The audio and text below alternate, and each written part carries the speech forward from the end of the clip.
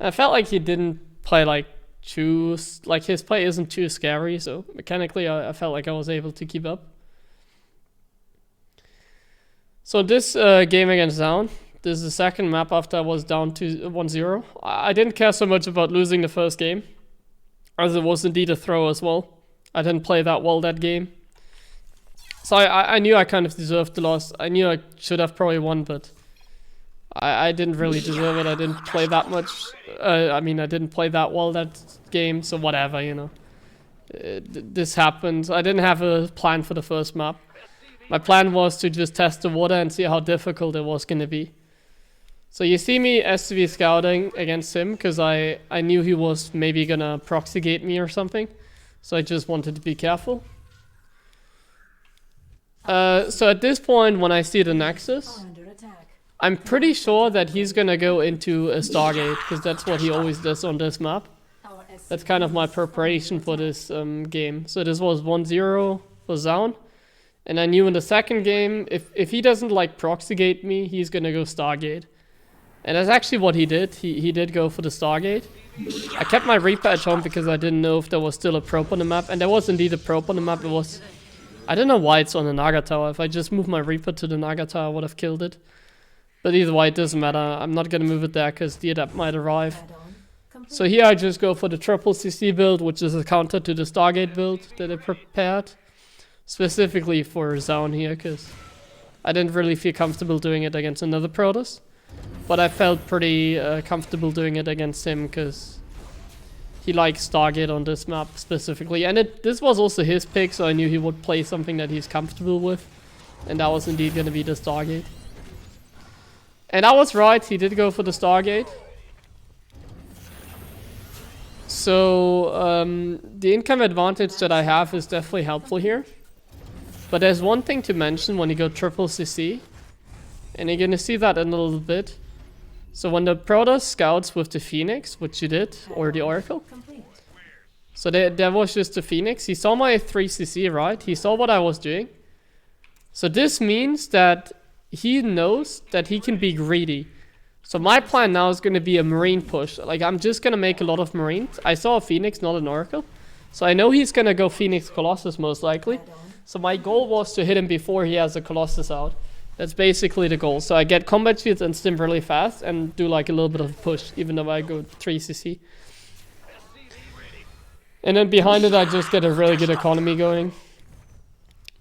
Unfortunately, my turret in the main base was late. I placed the one in the natural first. If I place the main base turret first, you can see like this turret finishes as soon as the Oracle comes in. So that in the natural was perfectly timed, but I didn't expect him to come into the main. So he did get a bunch of worker kills, which sucked a little bit because it also delayed my push. So this push did not go that well, you know. This push in the end didn't go so well. But he didn't have a Colossus out. And also he doesn't have a Twilight out. Like, he doesn't have a charge or anything. The shield battery doesn't do that much. So in the end, the trades are pretty okay. These are pretty good trades. Cost-efficient trades are actually insanely good. Because you also have to keep in mind that I'm ahead in economy. Like, I'm outmining him all game long. I went triple CC, he went late Nexus. So I was basically, I was outmining him all the time. So my opening worked out. I was outmining him. I can do whatever I want now. He doesn't have blink, he doesn't have charge. He doesn't have Phoenixes. He has no way to defend drops. So I can hit him in multiple places. He actually took a 4th base, which was a little bit scary. He still took the 4th just like fine, you know. Off like 4 gateways. So that got a little bit scary, for sure. So he played well, it's not like he played bad. Used the recall, but you can see, because we're just outmining him all the time, I just prepared his tank timing, and I knew as long as I macro well, I don't lose units for free. And the trades are fine. As you can see, the trades are indeed fine.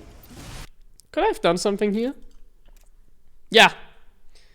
So looking at this now, I could have definitely jumped on this Colossus, right? Like, the shield battery wasn't up. So these are things I don't know. Like, if you watch this from, like, observer perspective, you probably think, like, oh, why doesn't he stim in? Well, from my perspective, it looks kind of scary.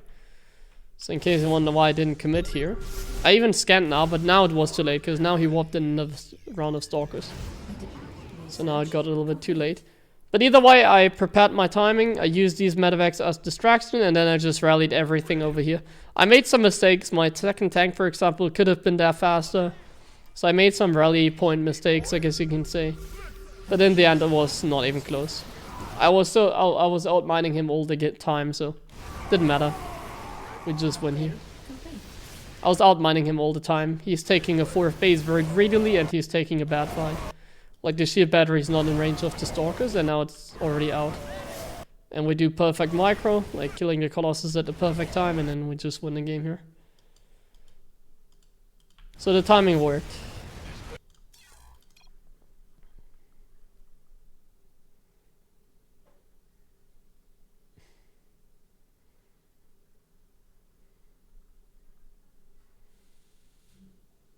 Yeah, I mean, I enjoyed every game of this tournament. Okay, let's have a look at the 3rd game. So yeah, this was a build order like against Stargate. This is a lot of my builds are like one-trick ponies, you know. If I like know this guy's gonna go, like if they know, or let's put it that way, if Zoun knows I do this build on this map against his Stargate play, it will go very different. But if he doesn't know what I do, it's perfect. It's like a one trick, you know. It doesn't work every time, but it works like in this one circumstance, in this one series. So that was perfectly used. Same with this. Same with this. Same with this build order. Like, this is basically the entire story of my like tournament preparation, especially for TVPs. A lot of my games were like one-trick ponies, you know. So a lot of my strategies were like that. They have a one-time usage and then they are gone. And then I can never use them again. So I didn't use any of these strategies for like NESL Open Cup. I saved all my strategies for this tournament. And you can see that in this game specifically. So in this game specifically, this was the 3rd game. You just saw the game before, where I did the triple CC. So I now knew 100% there's no way he's gonna go Stargate against me on this map. I just knew, no way. If he goes Stargate, he's crazy. No way. I go for the high ground CC because he's a little bit crazy. I failed with that. Well, I mean, he did go for the low ground gateway, but I don't necessarily have to put like a CC on a high ground. But either way, I know 100% he's not gonna go Stargate because of the last game. That was my thought process here. So now my build order is not designed to play against Stargate. Like the 3CC build is like very much like a build order that only works against Stargate. This is now a build order that works against everything that isn't Stargate. So it's like completely the opposite. This is like the opposite, yeah. And there's one more thing that I want to mention on this map specifically, which makes this another one trick, you know? This makes it another like one trick. And this is something I studied from Zoun because I saw his game against Mauru, where he also played this map, I believe. Now he played against some turn, this one, Bjan, but also against Mauru, I think.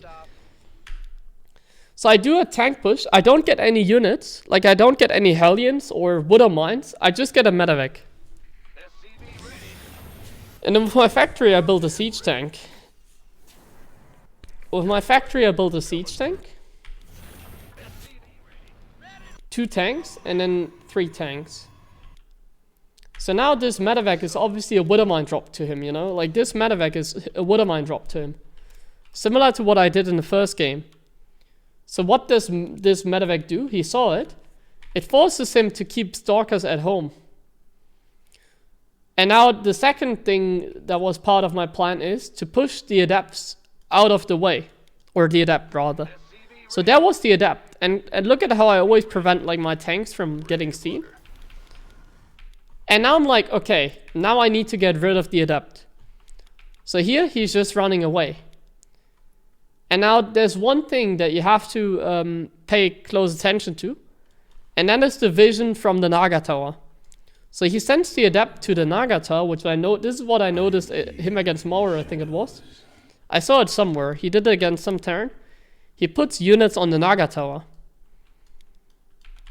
And, well, let's just have a look at this.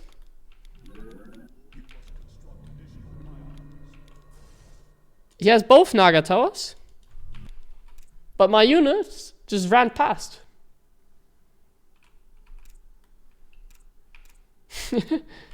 Like my army basically teleported. It's just walking past the Naga tower.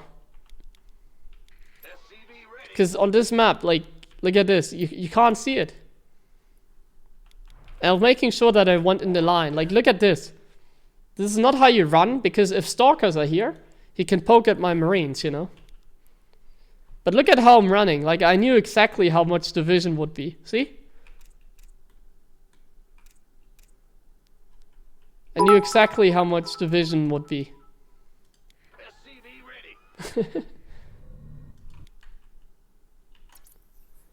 So yeah, I just knew that because of this, I could just walk across the map without him seeing me. And that's what I did. And then suddenly I was in front of his base. Out of nowhere. And then at this point, it doesn't matter what I do. I make sure that my medevac was like not dying, it wasn't getting intercepted, and now it's over. Like now the game is just over because he won Robobay and charge. He won so greedy, like even has like 50 probes. He won super greedy. So at this point, I just need to make sure I kill him, you know. So if I like give him too much time, it might become a little bit more scary because I don't know what's going on in the background. So now I just try and push forward, push forward, push forward. So he doesn't get like charged up or anything like that, but yeah. So yeah, another one trick, another timing push. I'll wait the last game. Okay, the last game I don't really want to watch. I'm gonna watch some of the last game, but it was kind of stupid. There isn't really much to talk about in that game. So this game was very confusing because I didn't see the Twilight in the corner. So this game was confusing because I've never seen this build before. So I had a different plan for this game, but I just played safe in the end. I wanted to hold in him again in this game, but then I changed my plan after seeing that he's one base. And I've never seen somebody go like Twilight and then take the gold base like that late, you know? I've never seen that before. I really thought he would proxy Void Ray me. So that was not the case. It was like a 1 base 3 gate blink. It made like what he did absolutely no sense, yeah. The gold base was actually super late. I thought it was like a little bit faster. So I now see the timing, but I'm still very confused because I don't know if he actually expanded or not. So at this point I thought it was like a 3rd base or whatever, but it actually wasn't. And if you look at the worker count, it's actually not looking too hot for me. Because it's kind of even, which you don't want against a gold base. But he didn't recall. Oh, he did, okay.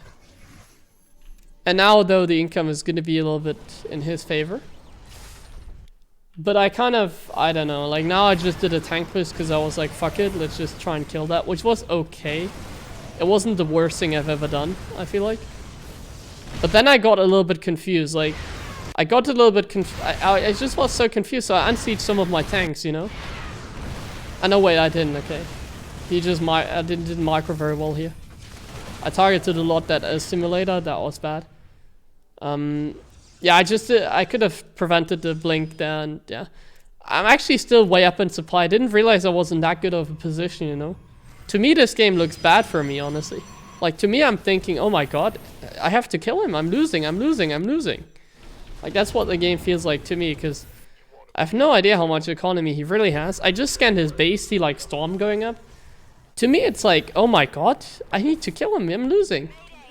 And then I see, like, this. I'm like, oh, what? He already has data. Like, at this point, if I knew I was actually playing against the 2-base Protoss all the time, and I was actually up 30 supply, this game, to me, would have been a whole lot easier. But I actually thought I was losing all the freaking time. I actually thought I was losing this game.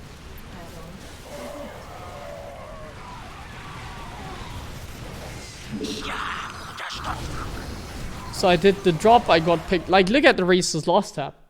It's kind of crazy that I was still winning at this point. If you look at the supply, you can clearly see it. Also, if you look at the mining, like, he's gonna get, like, he's mined out pretty soon. I'm not. I lose another water mine drop here, because how did I lose that even? Did he? Oh yeah, he had an observer at this point and he saw that. So like, I lost so much stuff, man. So this kind of shows that why I was so scared, because I actually lost so much stuff. It felt to me like the game was over all the time. But I was actually dominating this game super hard. But to me it wasn't the case, so that's why it was a stupid game. To me, it felt like I made a comeback, but actually, in reality, I was winning this game super hard all the time. And then this happened, and then was like, okay, I'm actually winning. So here I knew that I was actually winning. So now I can just take out the gold base, and I'm like good, you know. He's expanding here, but it's like too late. He's gonna throw down a Robo Bay, and yeah, not too good for him. He still had a bunch of High Templars. He kind of won this battle. So now you can see it looks a little bit even now, but mainly because of the trades I took earlier. Either way, I'm in a very good position now, like being up that much in supply, and I just need to make sure that I macro well. So I know the observer is there at some point, I kill it, I get some ghost, and then as soon as I get the ghost, I'm winning because he doesn't have the transition. At this point, he needs like a storm or something like that. But at this point, I'm killing him here, so now he's stuck on 2 base. I can expand with my lift, and yeah. I mean, I'm like up in supply all the time. I don't think I have to explain it. So at this point, I knew that I was gonna win. Here, I barely didn't kill the Warp Prism, which caused some big storms. That was really unlucky. Like right here, when I got the MP on the Warp Prism. Like right here. Like, come on, that was so unlucky. I should have just killed it, and then no storms should have gone off. But now, like, the storms are hitting kind of big. But anyways, like, this game to me was over all the time, so I still didn't care. To me, the game was just over. That's why it looked a little bit dicey. That's why that's why I'm also pushing up the ramp and I'm taking storm after storm. It's like, I don't even give a shit. Like, I knew I was gonna win here. And that was the case. Even if I got cleared here, it doesn't matter. It just doesn't matter. My micro here was very bad again, and my trades were pretty poor. But yeah, didn't matter. I knew I had him at this point. I basically knew I had this game after this happened, in case you wonder. So I finally realized that I was actually winning after this happened. This right here. This is the moment I realized, wait, am I actually like winning this game? This right here. When he attacked me like this. Right here. This is when I realized, like, wait, I'm actually winning? To me, this game looked like I was dead the entire time. But here's, I'm like, wait, I'm actually winning. So that was like a little bit of a surprise to me. I also don't know why did he, you know, like, I guess it worked because it confused me. But why the hell why did he put like 3 gateways here? What? Why? Just why, you know? That confused me so hard, but like, it shouldn't. And it's like, why would you put 3 gateways? It makes no sense at all.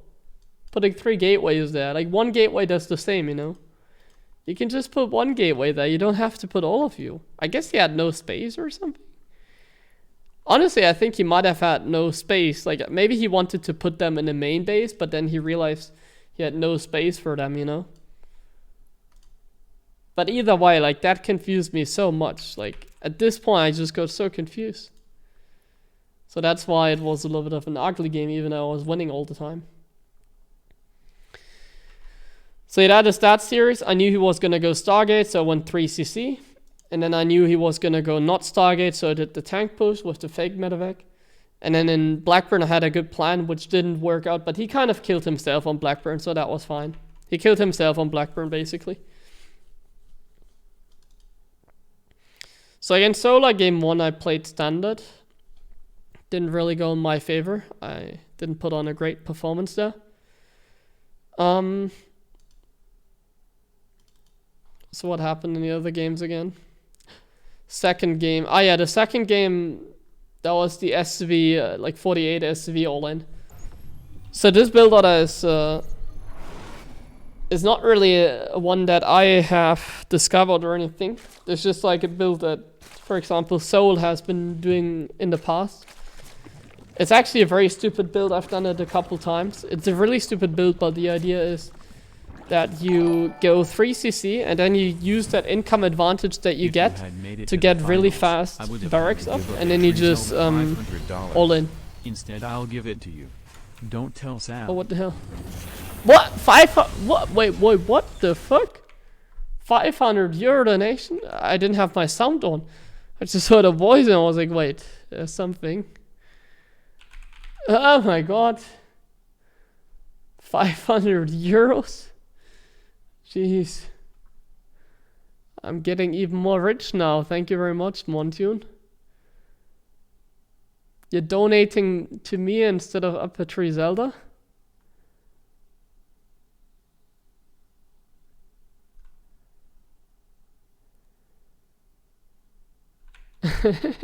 You had a bad with him? Yo, thank you very much, man. Appreciate that. Now I feel good for not getting to the finals, Kappa.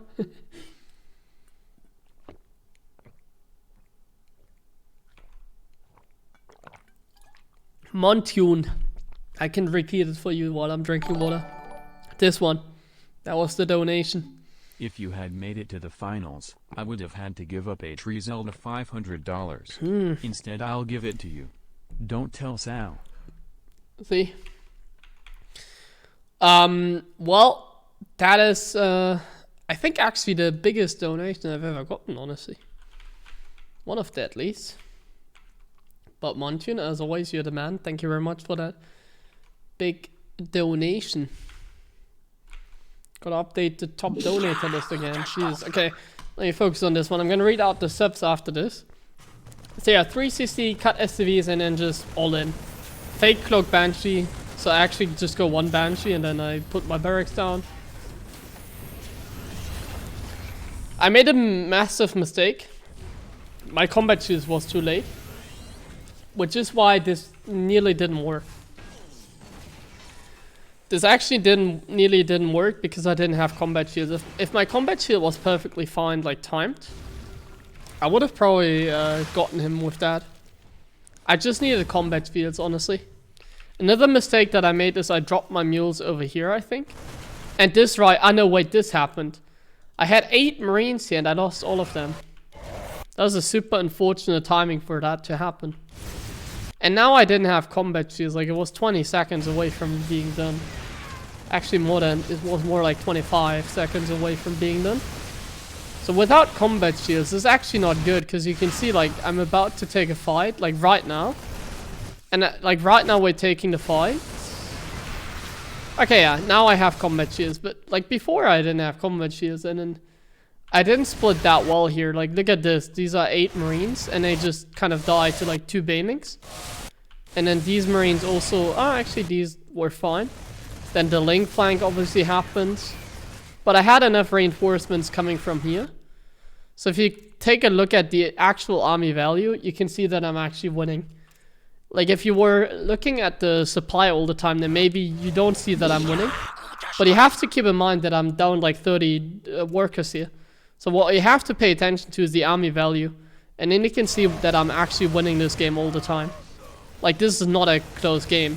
I mean, it got now pretty close. It's still a close game now. But you can see, like, right about now, after the next banelings. After these banelings. So right here, you can see that the game isn't actually that close. Because he has no banelings in production. He just started them.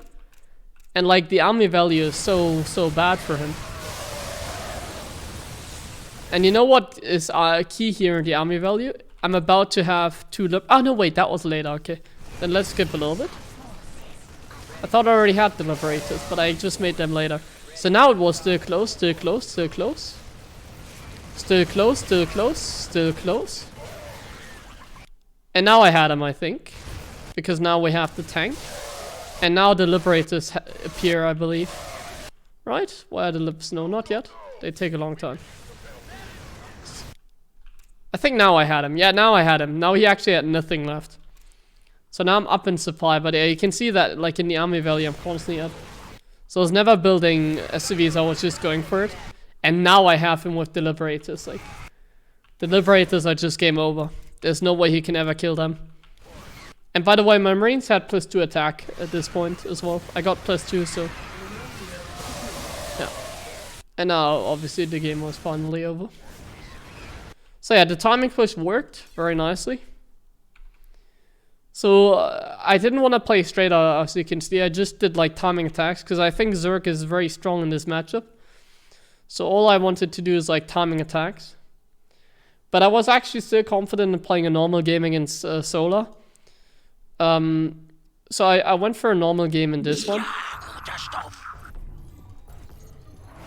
So then in the third game, after it was 1-1, I did go for a normal game. And honestly, I should have probably been behind this one. Because I couldn't play late game. Like, I can play late game, but it just doesn't go very well usually. What goes a lot better for me is actually trying to break the Zerg, even though that shouldn't work either. To me, the matchup just feels very helpless on the current map pool, you know? If I have to play a TVZ on Blackburn, sorry, not Blackburn, Hardwire.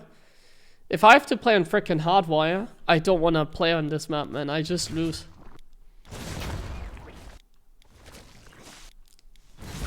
Like, you just lose as a turn on this one, I think. I really think that like ZVT is not good for Terran, like especially like in late game, especially on Hardwire, especially on like frickin' Glittering Ashes, especially on what is the other map, like 2000 Atmospheres as well. Like I just don't think that it's like very much like a fair fight, you know. Like I actually think Zerg is just favored, you know. So my best bet here was actually to do this. The trades were actually not that great, but they were okay. 9 drones with the Hellions as well, not bad. Could have done a little bit more maybe, but the BC did quite a bit. Yeah, well, even in workers. Like my opening worked out pretty fine. Really not too bad, really decent. Queens were here in position. So now you can see like the problem, like you can also see that the Zerg is just expanding, and then like how do you really break him, you know? And that was kind of the issue I had in this game as well. I did want to break him. I should have maybe go for an 8 barracks, because I did go for like a 4 CC, but I actually did like an in-between thing. I put down like my barracks before I actually expanded. I did want to break him still, so I went for really fast like extra barracks just to somehow get enough units to break him. But it actually didn't work out at all. Like, I was doing pretty fine here. I'm up 30 supply. So in this game specifically, I should have probably just played late game. I killed 15 rounds, by the way, with the Woodermine drop. But yeah, in this game, I think I should have just gone for the late game. Because it felt like I had a good chance if I just went up to Ghost now, you know, like had a 4th base at a reasonable time. Just go up to Ghost. I did do really well with my Woodermine drops here. So I did play pretty well. But it's just you can't break the Zerg, and I should have just gone late game here. So because I didn't go late game, I actually end up getting behind again. My 4th is obviously really late. And yeah, like you just can't break Zerg on this map, which is something I didn't... I mean, I really wanted to, because I also think it's, like I said, not possible to play late game. So I really wanted to break him, but I wasn't able to. So you can just see me like constantly pushing. Desperately trying to break my opponent, but you just can't break them. You just can't break them. So after my attacks got cleared and cleared after clear, like always, I'm just cleared. Yeah, the trades are still fine, but I'm actually falling behind here because my actual army value is getting not anywhere better. Because I don't have like a good siege tank count. I don't have a good... Well, I have a good Woodermine count, but Woodermines are kind of garbage against Hydra, so... I just don't really have the army to fight him, because I just have no siege tanks. I have freaking 2 siege tanks right now. My micro wasn't too great either, so yeah. I got into good position, and now I just kind of overextended. Because we didn't transition into the late game. This kind of game, I think I would have done better if I actually just played late game. I would have definitely done better here if I just played late game. But you can see now I'm getting cleared again. Like, now this happens, and now I'm like actually falling behind. This is what happens when you try and attack a Zerg player. You just can't kill them at some point. If you reach this kind of point in the game, like look at how freaking large this army is. And my army is always going to be very fragile. There's always going to be creep as well. And now I think, yeah, this was the fight basically. My micro was good, but you just can't break them. And now I actually get behind. Now I'm actually losing more than I'm gaining. So at this point I felt like, okay, I couldn't break him. I lost. At this point I thought to myself, I had lost this game. So usually when I think I have lost the game, I don't go to late game. I just get a lot of units and try to kill them. And that's basically what I did. I just got a lot of units out now and I tried to kill my opponent. That was my only hope. Get a lot of units, specifically siege tanks. I was making a lot of them. And just try to kill them.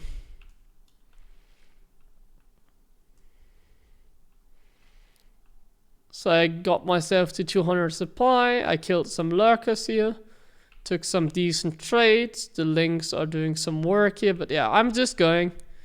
I know that if I ever win this game, it's going to be based on one attack. And that's basically what I did. There was still a Nidus in my main base that I couldn't handle. But yeah, I just knew if I wanted to win this game, I have to kill him right here, right now. And I feel like here's the point where he threw the game. He could have just crushed my army. Like, he could have just engaged my army and win the game.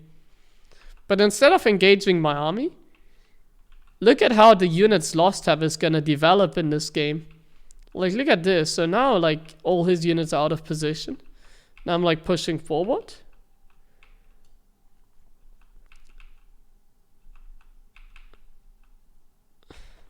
So this is where like the unit lost tab starts, like versus like, let's say this. So this was like the unit's lost tab when we started. So obviously he's killing everything over here, but that doesn't matter too much right now. We're pushing forward, and now my ghost micro was really good here. I used my ghosts very well. You can see that here. I always use them very well. Sniping single lurkers, going back, not losing them, picking them up. Sniping again, going back, sniping again, going back. I kind of did that all the time here. And looking at this, like, I think I did a very good job in this base raid. Of course, I didn't pay attention to what happened at home, because who cares in the end? All I cared about is that I get my orbitals out of there and land them somewhere. That's as much as I was caring about, and killing his drones over here. What I really cared about was my ghost and killing all the lurkers and killing all the bases now. And I think he had a good enough army to just take a fight at some point. But he didn't take a fight. He never took a fight. Like, what would have happened if he just took a fight right here, right now? He could have probably won the game. But obviously he still had a lot of money. So yeah, like, I think if he just took a fight at some point, he would have done perfectly fine, because he lets me like kill all his bases and kill all his lurkers. That's, I think, what led him to the loss here. Because now look at the units lost tab again. Like, just look at the units lost tab after we finish this base trade. He's always running away. He's never attacking. He's always running away. Like, look at the middle tanks here. So yeah, look at those tanks. Boop, another 20 Zerglings died.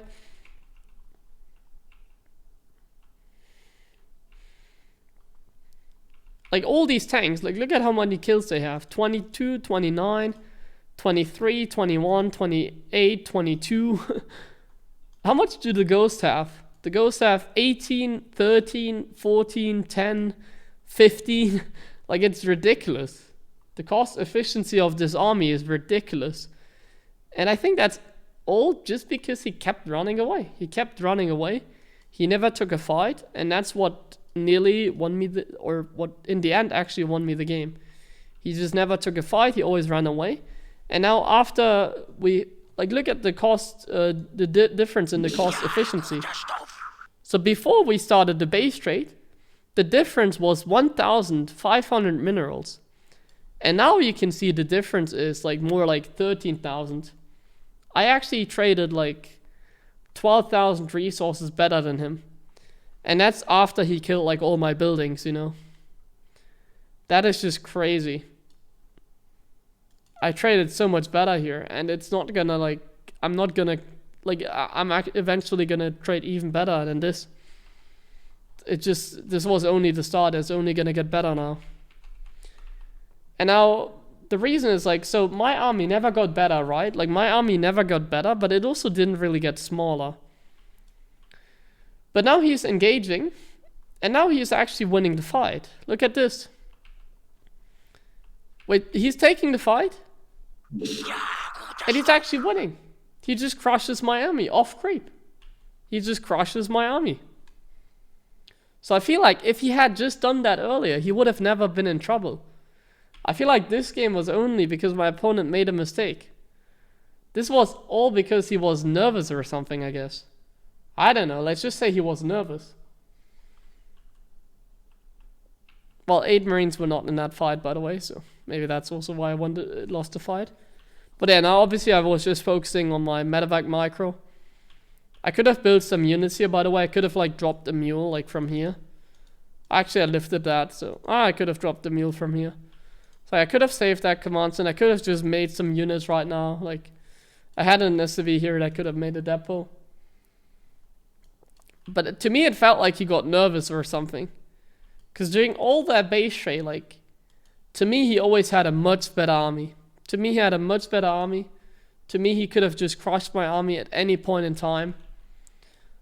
Like, right here, he could have crushed it. Actually, no, not here, because he lost the Nidus. So most of his units are not in position. But yeah, to me, it's just crazy. He could have crushed my army, like, all the time. He could have crushed my army all the time. So this feels like a very undeserved victory. Well, I mean, not in a negative sense. Obviously, I know I deserve it, but to me, this doesn't feel like a strong, like, victory, like, skill-wise. It just felt like I was handling, like, the nerves better, you know? I just kept calm, and I actually, like, I wasn't nervous. That's what it feels like. But it did feel like, he was maybe a little bit nervous or something.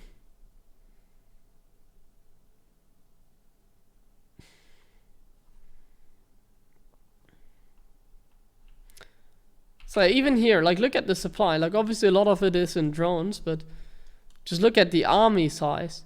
He has 100 like Ling Baneling. He has like 5 Hydras as well. I only have 8 tanks, you know. I don't have that much. I'm like fully on creep. My units are like spread. Like, look at these Marines. These Marines are like not in position. Like 100%, right? If he just set up a flank with everything and just, if he just had gone for it, I'm pretty sure I would have lost the battle. Maybe not in this position, but I'm pretty sure at some point he could have just aimed with me, but then he didn't. He just kept running away. Actually, the bird Banes were pretty smart, but I knew about them. So the other thing he could have done is, by the way, like, prevent my CCs. Like, look at his vision. So he knows one command center is right here, and he knows one command center is right here. He could have, like, searched for the other CC. He didn't know about that one, of course, because I made it. Here's another one that he knows about. He never threatened my CCs, you know. If he just had gone for these CCs, that's another way he could have won. So there were, like, many chances he had. And for some reason, he took none of them. But in the end, if he just moved me here, I guess the game would be over. Like, when I did my last, like, attack, I think this was the last attack. This was what initiated the base trade, yeah. So if he just crushed this army, I think he would have just won the game. All he had to do was just crush this army that I had here, and he would have won. And I'm pretty sure he could have done that. He could have definitely won this fight here. Anything else I missed? No, he had all the upgrades, yeah. He could have won this by just fighting the army and then killing it.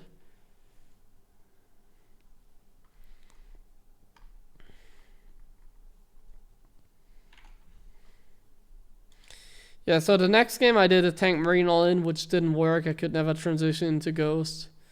Lost to mass vipers. And then the game after that one, what happened there? Oh yeah, I just played normal. So in the last game, I was like, okay, I'm just gonna play normal.